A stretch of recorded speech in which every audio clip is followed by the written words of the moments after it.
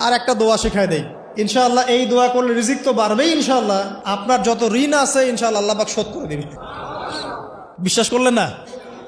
এই দোয়া শিখাই দিচ্ছি, এজন্য আমাকে হাদিয়া দেওয়া দরকার, স্পেশালি আমাকে এখন হাদিয়া দেওয়া দরকার। এটা গুরুত্বপূর্ণ দোয়া শিখাই দিচ্ছি। আলী রাদিয়াল্লাহু আনহু বলেছেন, কোন ব্যক্তির যদি পাহাড়ের সমানও ঋণ থাকে, এই দোয়া যদি আমল করে আল্লাহ পাক ওই ঋণও শোধ করে দিবেন ইনশাআল্লাহ।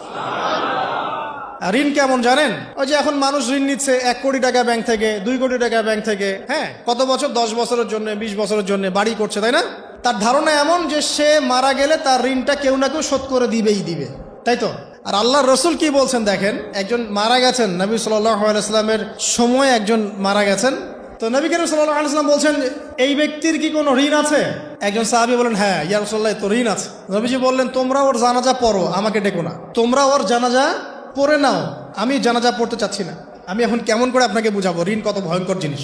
আপনি যে ব্যাংক থেকে 3-4 কোটি টাকার লোন নিয়ে রাখছেন, লাখ লাখ টাকা লোন নিয়ে বসে আছেন, দিব্যি সুখে বসে আছেন, এমন চিন্তায় যে আপনার মৌত হবে না। আর নবী সাল্লাল্লাহু আলাইহি ওয়াসাল্লাম সময়ে একজন মারা যাচ্ছেন, তিনি বলছেন তোমরা জানাজা পড়ে নাও, আমি জানাজা পড়তে চাচ্ছি না। মানে ঋণগ্রস্ত ব্যক্তির জানাজাও তিনি পড়তেন না। তারপরে একজন এসে বললেন, ইয়া রাসূলুল্লাহ, আমি তার ঋণ শোধ করে দিব, তার যা ঋণ আছে আমি শোধ করে দিব। তখন নবী এসে জানাজা পড়লেন সাল্লাল্লাহু আলাইহি ওয়াসাল্লাম।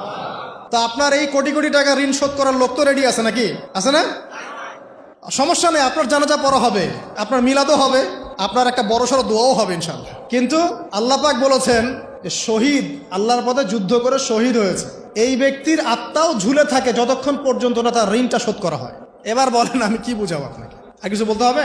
তো এখন সেই দোয়া শিখাচ্ছি আপনাদেরকে, যে দোয়া শিখলে আপনারা ঋণ থেকে বাঁচবেন ইনশাআল্লাহ। কত দিবেন বলেন?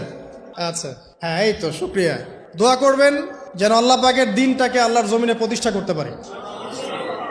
আমার সাথে বলেন, দোয়াটা হচ্ছে, আল্লাহুম্মা ইকফিনি বিহালালিকা আন হারামিকা ওয়া আগনিনি বিফদলিকা আম্মান সিওয়াকা।